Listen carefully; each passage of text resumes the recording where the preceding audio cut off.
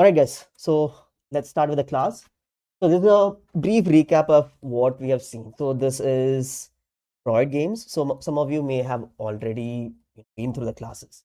So we're gonna make the classes more gamified so you can interact with the PPT. So this is just the backstory, which will also be continuous in 3. So we have Sukmita Fraida, who is a reincarnation of Freud, but she does not do well in her entrance exam. You could say Clin.Psy, or you could say even CUET-PG, JRF, whatever the exams may be. So she does not do well in it. So that happens to be the premise. So as you can see, she's a reincarnation and she's currently a psychology aspirant, just like many of us. And with a lot of overconfidence, she does fail, right? So what happens after failure? She kind of dissociates. I mean, you hope you guys know what is dissociation. So she stares at her results, maybe starts studying physics again, but then again she starts zoning into dream zone. Not exactly a dream zone, but more like dissociation, where she meets her past self or Freud, right? So she wakes up not in her own room, but in a dreamscape, which we call as Thanatos, even though Thanatos means something else, but for class purpose, we'll call Thanatos the dreamscape. Okay. So Freud introduces himself by saying, I am you in the past, but you have to become me in the current. So you have to put in all the efforts. Okay. So you must literally become him. So the Gen Z lingo, so you can take it. So the rules are, so I'll tell you something different from what it is here. So you'll have notes. You literally have to unlock them by clicking on them. If you have Teams, you'll be able to do it. And if you are watching it from YouTube recording or live streaming, you could wait for a minute until the notes is unlocked, and then I'll reveal what are the blocks which are hidden, right? So every obstacle is a psychology concept, not just the notes unlock. We'll have more cognitive checks. So your goal is to literally wake up from the dream with as many correct answers as possible.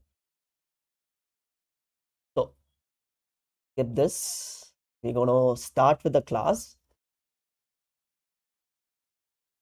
So the first lesson is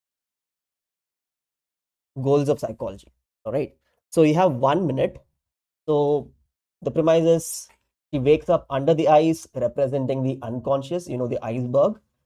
So you literally have to unlock the notes. So you have 1 minute of time. So let me know if you're ready. So this is going to be like full on retrieval. So you're going to have to literally unlock by clicking on the right answer. Okay. So you have 1 minute. So you can check or click on these blocks. And then you can let me know when you have unlocked all the blocks. So then we'll have a discussion on what this is supposed to be. So the time starts now, obviously. So let me know when you have unlocked all the blocks. I'm going to use this for blue light, but yeah.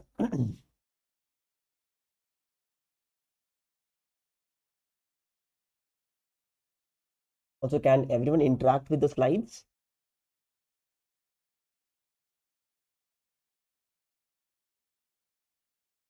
Cool.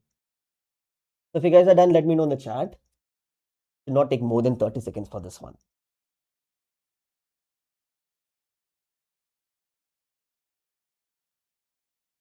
The mind option is kind of stuck. Okay, so we'll fix those things. So everyone is done.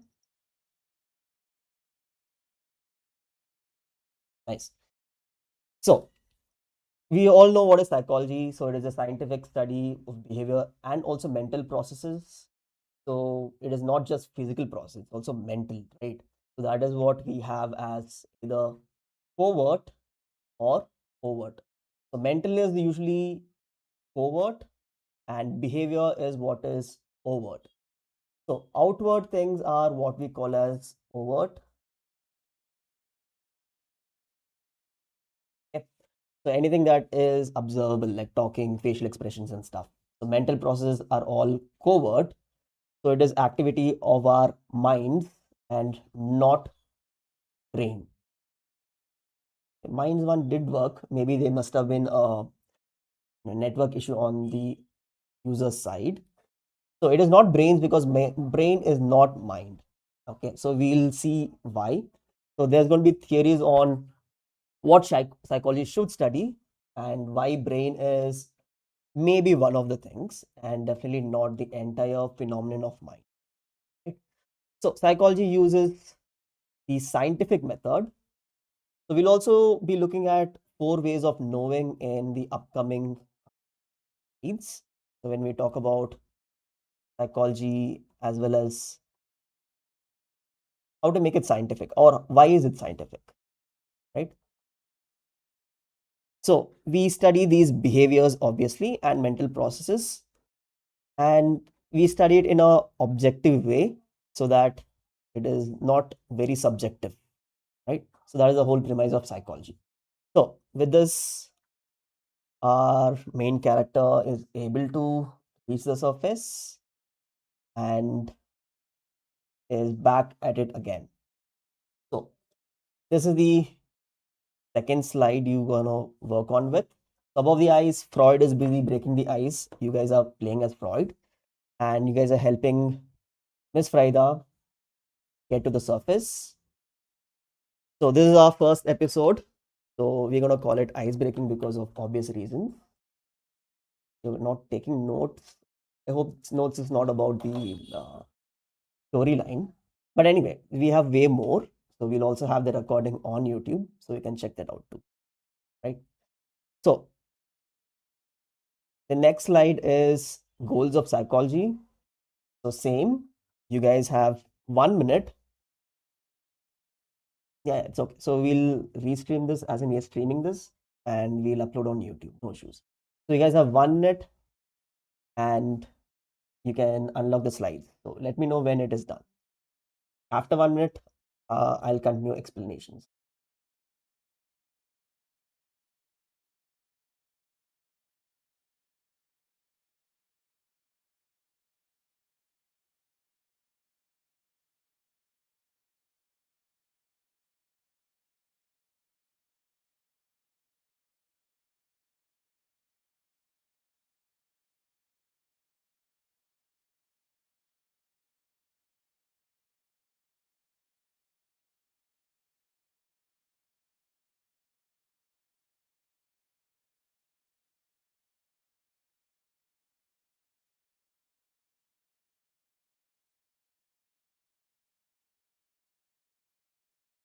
It's okay, it's okay. So maybe there are a few things that are a work in progress.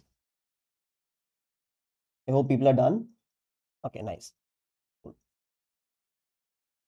All right. So there are 4 broad goals of psychology, right? Everybody knows this, but there are a lot of nuances under it. Okay.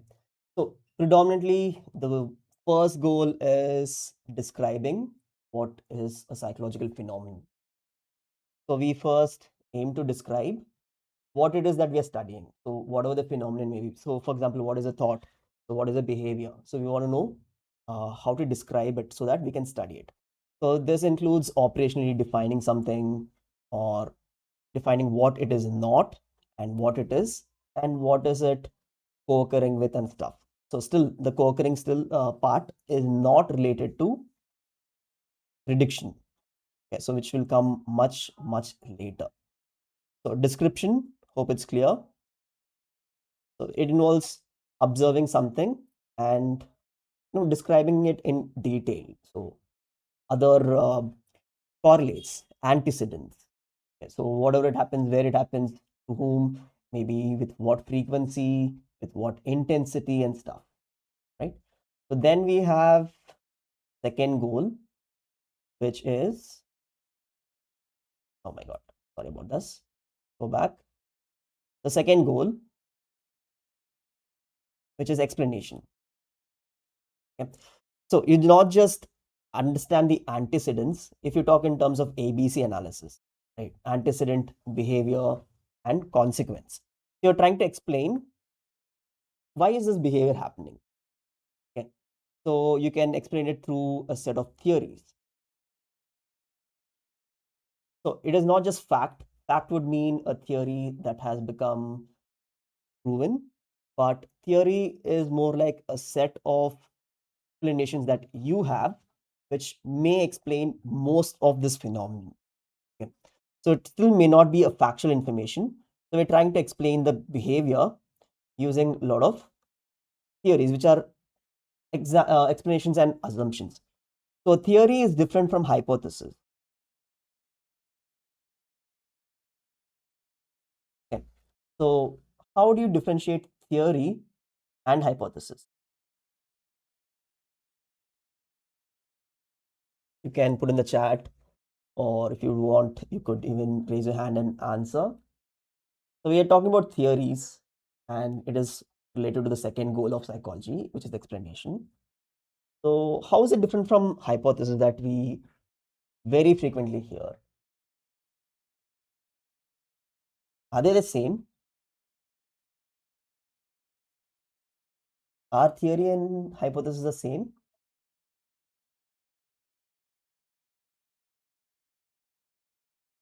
Okay, hypothesis is the tentative outcome. All right. Theory could also be that theory is already established but can be verified. Hypothesis is yet to be tested. Partly true. Hypothesis is yet to be tested is partly true. Theory may not be already established. So we have the theory of psychoanalysis. We have the theory of unconscious by Freud.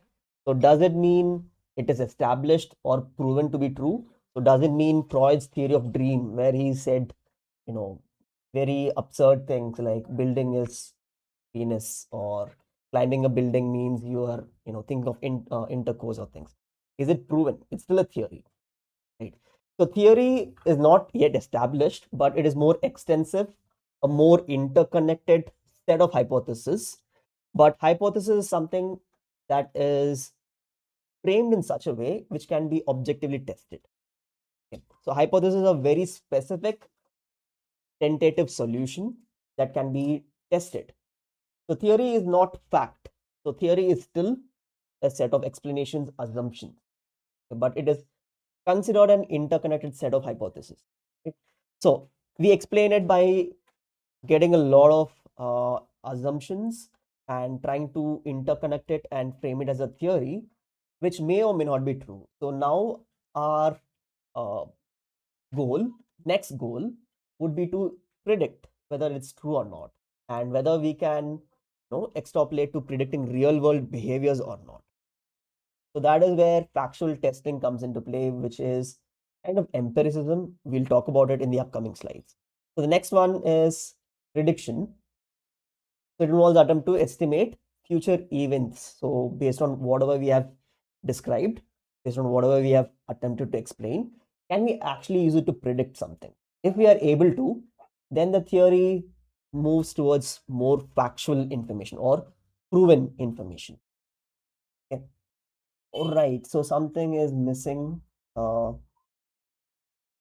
based on the observations and possible explanations.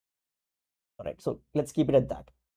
So the last goal is to control. Now we have predicted things that this leads to this.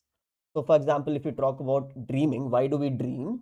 So a lot of people say we dream because we are engineered or made in such a way, our DNA and our genetic mapping is in such a way that we are supposed to sleep, and dream is one way we are able to recuperate memories and stuff.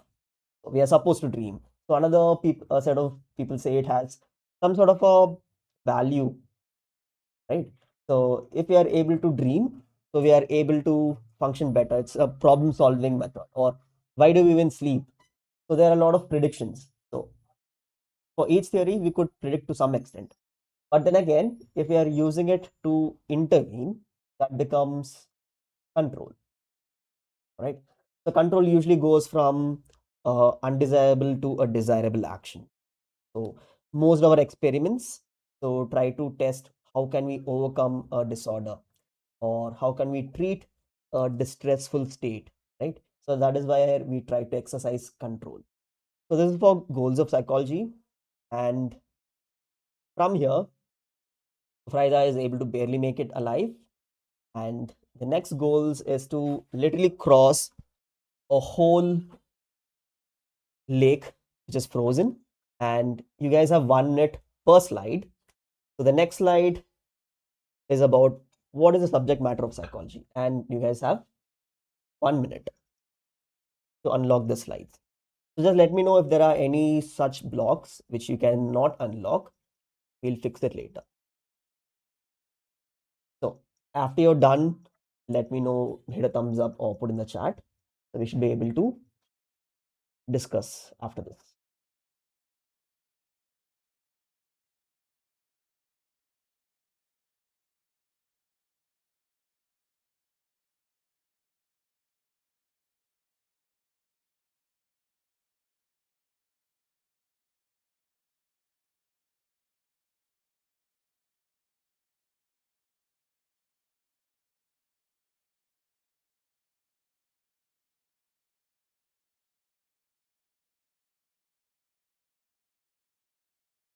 You guys are done. So you guys have 5 more seconds and 1 minute is up. All right. So now it is about subject matter of psychology. So we have thought about the goals. What is psychology going to do? But what is even the content of psychology? What should it study? So we saw briefly that it is behavior and mental events, right? So, but is it only that? So it is a large, broad term, behavior and mental event. Okay, but where do we study it from? Which perspective do we take it from? Right. So that was a question that was there before psychology got established as an academic science. And even after that, we still have this thing because psychology arises from two main streams or studies or paradigms. Okay. So one is philosophy. So philosophy is the way of living, how are we supposed to live, and what is the ideal way, and such things. So you can attribute Socrates, Aristotle, and other people to this field. And in science, so you have obviously Isaac Newton, you also have the physics, the natural sciences that are associated with it. Okay. So if you talk about what sort of science arrived from philosophy, so it is more of a social science. So psychology is kind of a social science, but it also aligns with natural science because we do study about brain, we do study about neurotransmitters, we do know how conduction happens within a neuron, right? So that is still along natural sciences. So within philosophy, there are two very important areas. So one is how we can gain knowledge. So other is rationalism, right? So we have empiricism versus rationalism. So what is the difference here?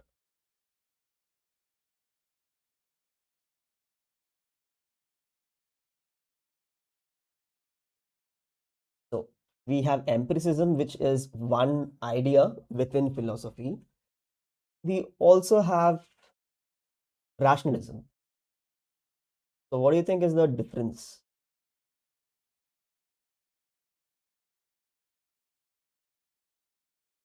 Any thoughts? Okay, so put in the chat while I unlock the rest of the slides. So philosophy is about the psychological world. Okay, so it is about the subjective perceived world, and it's also about the world of life. So it is not about very objective, what is out there, what is reality. So it is not about how much quantity of something is there, right? So it is more qualitative, it is more subjective, it's about the interpreted perceived life. And science, on the other hand, is where you test things and find things objectively about what actually exists. So it is the world of reality, and it is about the objective world, and it is for the physical as well as the somatic world. So in science, we study about the body, and in philosophy, we study about the meaning. So what is the meaning of life? So in science, we study about the body and how it contributes to the whole experience of living or consciousness, right? So these are the two main roots. So the question was empiricism versus rationalism. How are they different? So rationalism is logic based, empiricism is based on observation. All right, good. So philosophy also has these two ways of knowing. Science also borrows on empiricism to a major extent, along with using other measurements and tools. Empiricism is literally you observing something and considering it as true. Okay? But when it comes to psychology, a lot of phenomenon is internal. So you cannot test everything. So you cannot make an experiment and see, using your senses whether it is actually happening or not.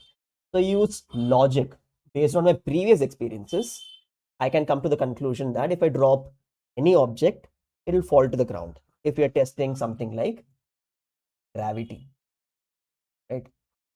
So I'll give you an example. Isaac Newton and him experiencing apple falling on his head. Is it an example of empiricism or is it an example of rationalism? And coming to the conclusion that objects fall to the ground. Is this an example of empiricism or is this an example of rationalism?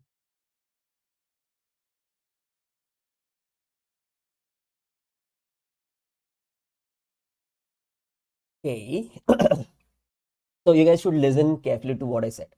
So he said objects fall to the ground. Okay, so sorry, back to this. So the question I said is Isaac Newton experienced apple falling on his head. Okay. So, and if we were to say, yeah, objects or apple particularly fall on the ground, okay, they fall down. So that would be more close to empiricism. But if he were to say all objects will fall to the ground, that would be more of rationalism because he is applying logic because he did not literally test all objects and come to the conclusion that they fall to the ground, right? So that would be rationalism. You guys getting the difference? So only things that you have experienced and seen and have noted is empirism because you're literally observing. But if you extend it to other objects and say, okay, these also should fall to the ground because I've experienced other objects fall to the ground. That would be rationalism. All right. So with that comes the distinction between mind and body. So we have seen philosophy versus science. Okay, so philosophy studies psychology from more mind, internal perception based perspective. Science studies it from more physical, measurable, as well as somatic perspective. That is the body. Okay. But are mind and body different? That is a question that was posed way, way before. Of course, we'll be talking about this in depth. But for now, you guys have another minute. Try to unlock all these major terms in this slide.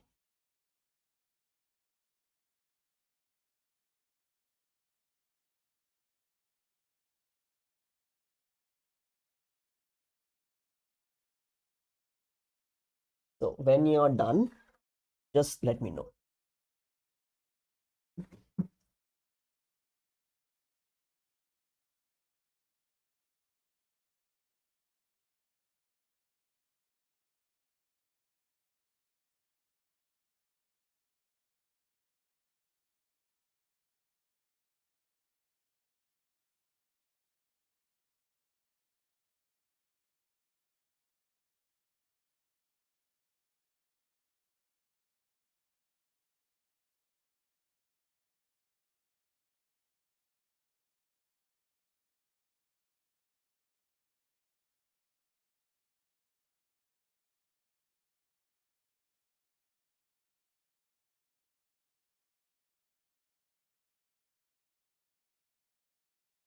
All right. So 1 minute is up. So has no one completed this slide? All right, cool. So the mind-body problem is what happened a few centuries back. This was before uh, psychology became an academic discipline. So it was in 1829 that in Leipzig University we had psychology as a discipline. But before that, there were like issues about what psychologists should study. That is what we saw. But then again, if philosophy studies mind, science studies body, are they even different? So we had dualism versus monism that were prevalent in terms of paradigms or how to study mind and body. Okay. So monism says everything is the same. Mind and body are not different. So they both influence each other and they are literally one and the same. Okay. Or one predominates, as in the brain predominates and it causes maybe an illusion of mind. So that is what this mind brain theory is. So the mind brain identity theory. So we'll also talk about that. But when we talk about dualism, it was Rene Descartes, a Frenchman, I believe. So he was the one who said the mind is immaterial, but the body is material. Just because of that, we should assume mind and body to be two different things. So we cannot see the mind, but we are made up of mind and we do have a body. So his rationale was that he's able to see his body, but he's not his finger, he's not his leg, he's not his palm or hair and stuff like that. So he perceives himself to be the thinking part of himself, which is the mind. So he used the method of doubt. Okay. So the fact that he was able to doubt his own existence means he exists. That was his logic. So in other words, cogito ergo sum. I think, therefore I am, which is Latin, right? So he means that because I'm able to think, that is a proof that mind exists. And the proof of body existing, I can see my body, so body exists, right? But because they are two different things, as in body is physical and mind is immaterial, they are definitely two different things. And he went on to say that there must be some location where mind and body do interact. Otherwise, there'll be two different experiences. So pineal gland is where he hypothesized the mind body interaction to take place. Okay. So he also gave other phrases, may not be that important in terms of exam point of view, but it's always better to know, right? So he also further argued, apart from I think, therefore I exist, that he was not a physical thing. Okay. So, or he was not an extension of the body, because even if he loses a body part, he may still exist and have maybe a similar experience mentally. So therefore, he must be a thinking and immaterial thing, which means he is cogitans, as in a thinking part of himself. He's not an extension in terms of a physical body, right? But 17th century philosophers did not completely agree with him. So, and also they did not agree with how the interaction took place. They had their own different versions of it, which we'll definitely see in depth in the first unit of UGC-NET. Okay. So they said mental events can influence physical ones and vice versa. So this view is known as the interaction principle or interactionism in modern psychology. Right. So this is kind of a midpoint between complete dualism and complete monism. So the monism is, how do I put it? It is more of seeing everything as the same. So mind and body are not different. And in fact, mind can just be an illusion or some sort of an identity that occurs because of brain state. So mental states are identical to brain states and they're actually a result of brain states. So this was given by Place, Smart, and Lewis. So they were, what do you call it, scientists in the 20th century. Okay. So they explained through brain activity, particularly fMRI. So if you studied Gazzaniga heard of Gazaniga's consciousness studies as well as studies with split brain.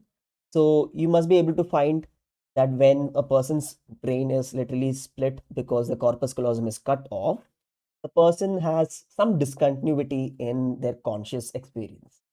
Right? The left brain is able to function separately, right brain separately, and they don't seem to interact. So for things that right brain exclusively receives versus the left brain exclusively receives, there seems to be some discontinuity. We'll be talking about this in terms of split brain experiments. And also, Perry also did certain similar studies. So what they found out was whenever a person wants to go back,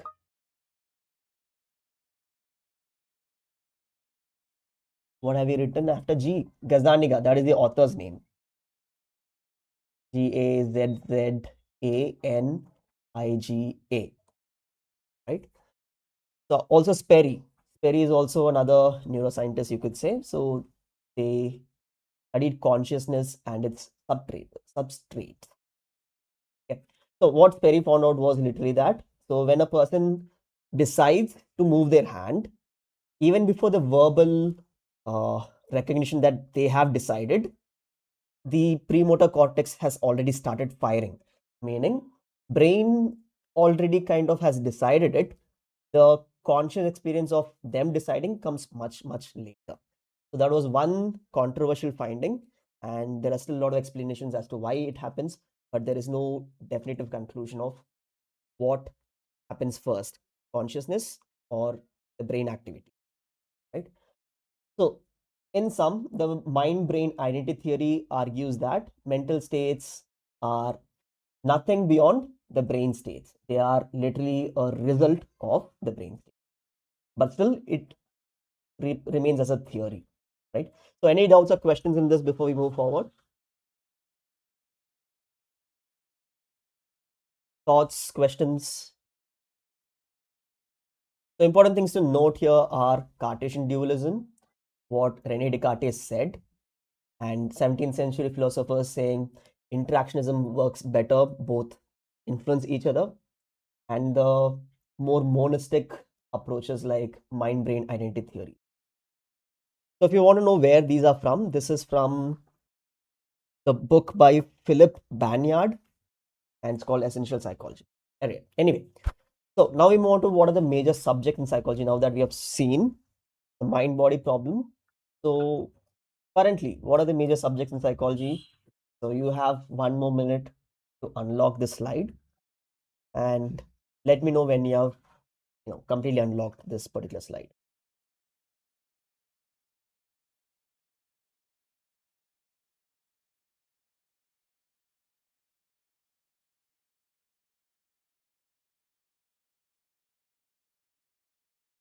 40 more seconds. Oh, that was fast. But okay.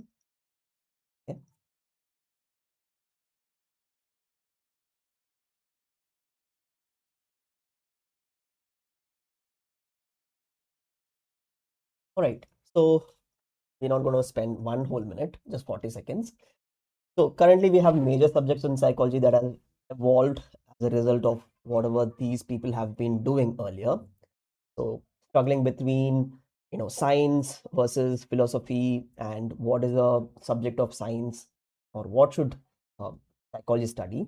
So now we have various subjects or subfields of psychology. We have clinical, counseling, developmental education. So it's actually like very vast. You even have sports psychology, which may not be mentioned here. So clinical is the most popular one, and that is also what most of us are studying or want to become. So the major roles of a clinical psychologist, you could say, art. So assessment, research, therapy. Obviously, diagnosis comes kind of in between assessment and research. You do diagnose people before treating, right? So there's also a little bit of research around diagnosis. So many clinicians aim to diagnose and then treat. So how do you diagnose? You do a lot of assessments. So that is about the crux of clinical psychology. Of course, there is a lot, so we'll talk about it much later, right? And they predominantly work in hospitals. These are things you already know. So counseling psychologists who do not deal with very severe cases that meet a proper criteria of disorder, but it is more about distress. So day-to-day life problems and to reduce distress. Oh, sorry. It does not involve disorders. My bad. So if you make an error, you will get something like this. Okay, so keep a note of how many icebergs you keep adding to the slide. So you can maybe let me know later. And then development psychology studies the trajectory of human development in terms of physical, psychological, cognitive, and even emotional and moral perspective. Okay, so it is across the lifespan from the day you're born till you die, right? Education psychology, applying psychology principles to education fields, to school. A subfield may be counseling and guidance in schools, which may be an overlap. So all these fields are not watertight compartments. There are going to be a lot of overlaps.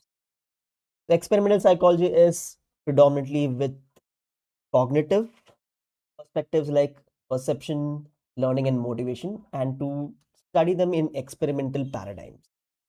So, which school of psychology is predominantly associated with this? Any thoughts?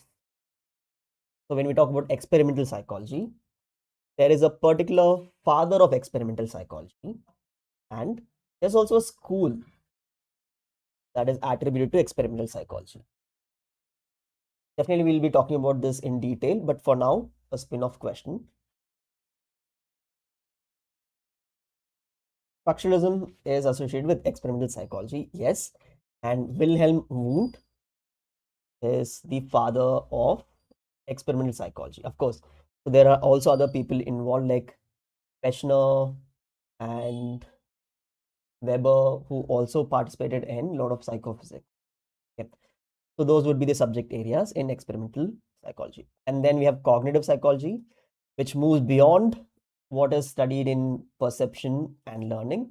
It also includes attention, memory, so predominantly cognition. So cognition is a broad term for all mental events such as memory, thinking, reasoning, decision making as well. All right. So one thing, something related to biopsych. Okay, this is another spin-off question. So planning versus decision making. They're actually two different things. Okay. Those who have studied biopsych, let me know which is commonly associated with planning and decision making among these two brain areas. So one is DLPFC, dorsolateral prefrontal cortex. Other is VMPFC, ventromedial prefrontal cortex. So which is associated with planning and which is associated with decision making? You may be surprised to know the results.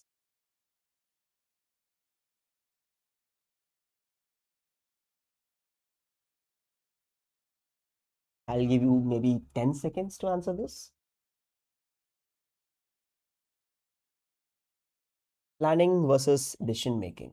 Which region of the brain is involved in which? Of course, some extent of both will be involved, but if you have a very focal lesion, one area will be affected and one function will be significantly affected.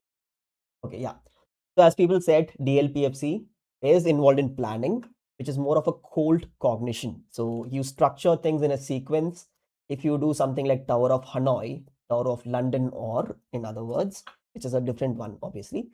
So you're involving sequential actions, right? So that is planning, that is with your DLPFC. But if it is something related to some emotional values, right, where you make decisions, you obviously do not make decisions just by pros and cons. You also include familiarity, risk aversion, okay, rewards. So those also matter in decision making. It is your orbitofrontal cortex, which is a part of your VMPFC, that is predominantly involved in that. So these are things cognitive psychology studies. So then we have industrial organization psychology, which studies teamwork, how people indulge in a team, not just individual performance and stuff. So how teams form, how they function, what are the factors, how leadership is effective. We have a lot of theories. We'll study this, a part of social psychology. And then we obviously have psychobiology and evolutionary. We will study social psychology also from this perspective very briefly, as well as the whole of biopsychology is based on this. Okay. So how evolution occurs in human beings. The mutation may cause a change in behavior, but that is not the main focus in this field. So you know social psychology, how people behave in groups or social scenarios. So you'll study in depth about facilitation and loafing. You'll also study about group polarization, group think, intergroup relationships. So a lot of theories are made, right? So without much ado, so we'll skip forward to positive psychology. So you must have seen the word flourishing here. Okay. So this is related to well-being. So there's also one more term which is commonly associated with positive psychology. Who is the person who coined this term, flow state?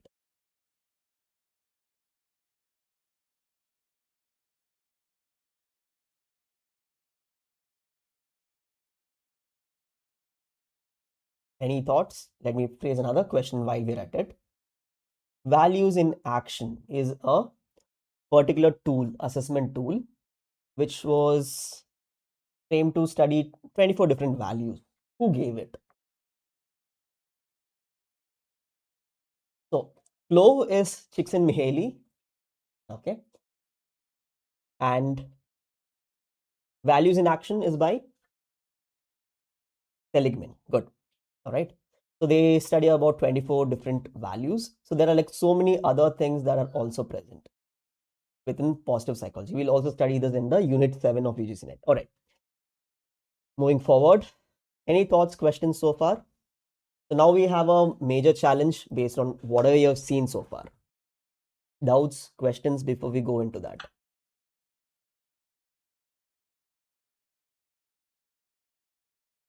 No doubts, no questions. I guess ready for the overall recap based challenge. All right. So the rules are you have to click, obviously. So as she reaches the end of the lake, there is a layer of thin ice, and you have to carefully tread by remembering everything you have learned so far. So these are the rules. So you should avoid the shallow ice blocks, or so you literally have to click only the correct factual statements. Okay. So the only rule is that you have to click only one ice in a row, and you have to go from top row to bottom row. So each row has one correct answer and obviously three wrong answers. So you go from top to bottom, right? So let's see if you can answer all without breaking any shallow ice. So I'll mark this as row 1, 3, and 4.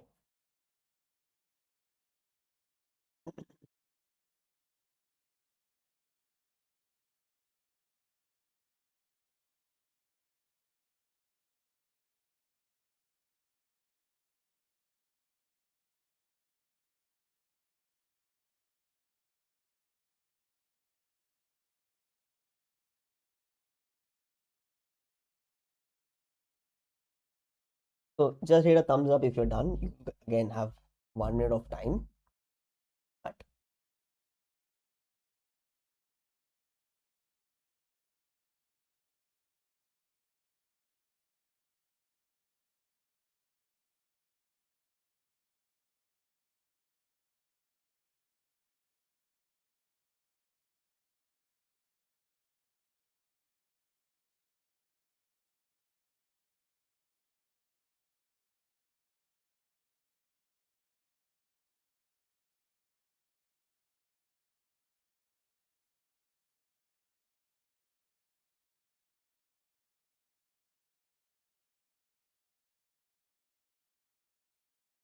Guys, you just have 10 seconds more.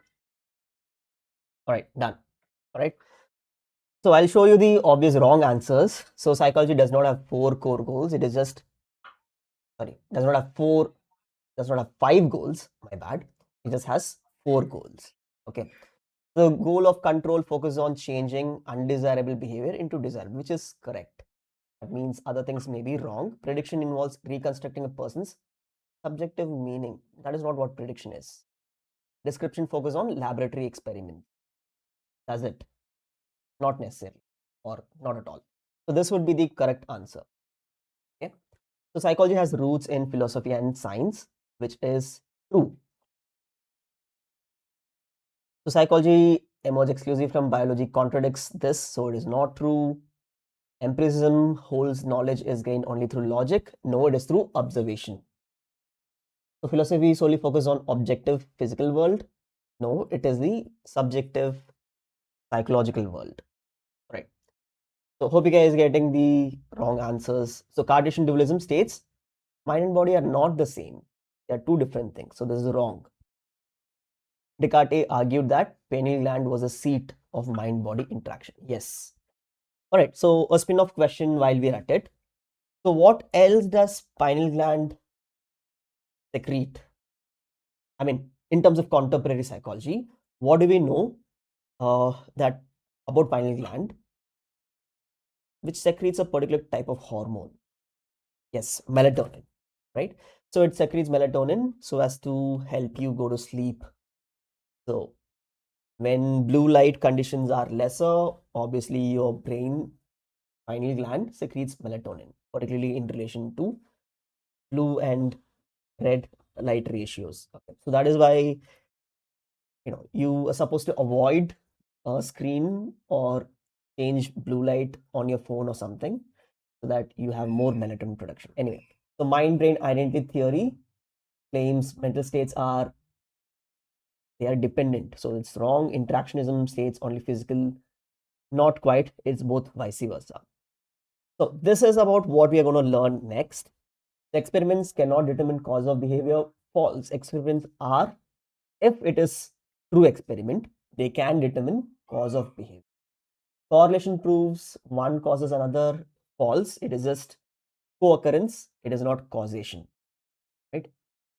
So case study findings can be generalized. Definitely not. So it is random allotment that ensures your experimental and control group are the same or at least similar to begin with before the intervention start. Okay. So we are done with the, actually that was the first episode. This should be the second episode. Any doubts or questions so far? There was the very brief intro to psychology. Were there any things that you came to know for the first time? We'll take a very brief 5-minute break. Any thoughts or questions in whatever we have seen so far? And is there anything that you came to know for the very first time? For a lot of you, this must be like a revision because you may have already attended these classes.